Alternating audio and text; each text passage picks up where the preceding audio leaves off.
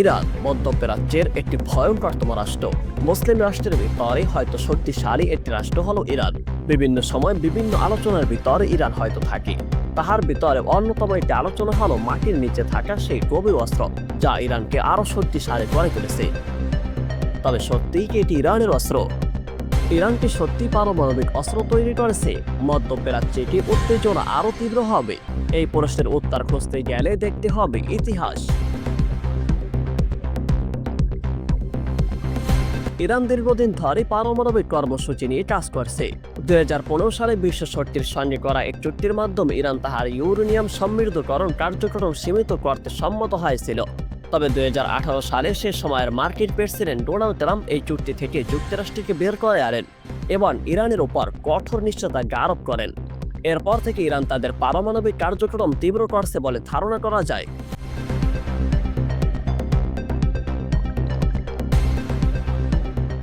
আবার অনেকে মনে করছেন দিন দিন ইরান আরো কঠোর হয়ে যাচ্ছে। তবে বিভিন্ন আন্তর্জাতিক গণমাধ্যম এবং মার্কিন দাবি অনুযায়ী বর্তমান ইরানের 60% ইউরেনিয়াম সমৃদ্ধ করেছে, যা পারমাণবিক অস্ত্র তৈরির জন্য প্রয়োজনীয় 90%-এর খুব কাছাকাছি। তবে যদিও ইরান বারবার দাবি করেছে যে তাদের পারমাণবিক কর্মসূচি শুধুমাত্র বেসামরিক জ্বালানি উৎপাদনের জন্য,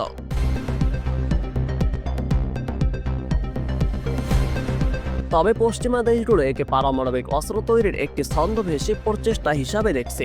ইন্টারন্যাশনাল এরমেইন এনার্জি এজেন্সি এর প্রধান রাফায়েল মারিয়ানো গ্রোসি সম্প্রতি দাভোসে এক সাক্ষাৎকারে বলেছেন, আমাদের কাছে এখনো কোনো প্রমাণ নেই যে ইরান পারমাণবিক অস্ত্র তৈরি করেছে, তবে তারা অতীত এবং বর্তমান কার্যক্রমে পুরোপুরি স্বচ্ছন্দতা দেখাচ্ছে না। তিনি আরো উল্লেখ করে বলেন যে ইরানের পারমাণবিক স্থাপনগুলো পর্যবেক্ষণ পর্যাপ্ত মাত্রায় করা সম্ভব হচ্ছে না। ইরান যদি আরো স্বচ্ছ হয় এবং আইএইএ পর্যাপ্ত পর্যায়ের সুযোগ দেয়, তবে এই অঞ্চলের স্থিতিশীলতা কিছুটা হলেও কমানো সম্ভব। মধ্যপ্রাচ্যে ইরান ইসরায়েলের মধ্যে উত্তেজনা দীর্ঘদিন ধরেই বিরাজমান। ইসরায়েল ইরানের পারমাণবিক কর্মসূচিকে তাহার অস্তিত্বের জন্য হুমকি হিসাবে দেখে।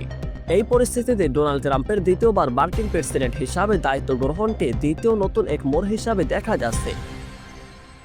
গ্রোসি মন্তব্য করেছেন, মধ্যপ্রাচ্যের এই অস্থির পরিস্থিতিতে ট্রাম্প শাসনের নীতিগত পরিবর্তন হয়তো কিছুটা স্বস্তিশীলতা আনতে পারে, তবে এটি নির্ভর করে ইরান ও যুক্তরাষ্ট্রের মধ্যে সম্পর্কের উপর। ইরান কি সত্যি পারমাণবিক অস্ত্র তৈরির পথে এগোচ্ছে, নাকি এটি শুধু আন্তর্জাতিক রাজনৈতিক একটি খেলা? এখন পর্যন্ত সুনির্দিষ্ট কোনোই প্রমাণ মেলেনি। তবে উত্তর যাই হোক না কেন, এটি অবশ্যই একটি গুরুত্বপূর্ণ ঘটনা। ইরানের সঙ্গে পশ্চিমের টানাপোড়েনের মূল কারণ হলো তাহার পারমাণবিক প্রকল্প।